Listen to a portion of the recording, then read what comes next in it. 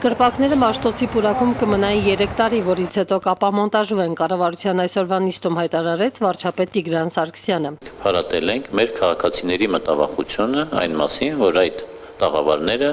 լինելու են այնտեղ մշտական։ Ինչպես կրպակները Աբովյան փողոցից ապամոնտաժվեցին, այնպես էլ կապամոնտաժվեն Մաշտոցի պողոտայից, վստահեցրեց վարչապետը։ Կառավարության ղեկավարի ասելով, իրենք սպասում են Հին Երևան նախագծի իրականացմանը։ Տիգրան Սարգսյանի ասելով, այսօրվա որոշումը կառավարությունն ընդունել է հաշվի առնելով բոլոր շահագրգիռ կողմերի տեսակետները։ Այս լուծումը, որ այսօր քաղաքապետարանը առաջարկում է, կարծես թե պետք է վերջնակետ դնի այս երկխոսության մեջ։ Իսկ ավելի քան 1 ամիս Մաշտոցի պուրակում բողոքի ակցիա իրականացնող բնապահպանները չեն պատրաստվում սպասել 3 տարի, այլ պահանջում են 1 օր առաջ ապամոնտաժել կրպակները։ Մինչդեռ վարչապետը համոզված է, որ այսօր իրենց կայացրած որոշումը կբավարարի բոլորին։ Նարին Էրիցյան, Հովսեփ Հովսեփյան, IPFE։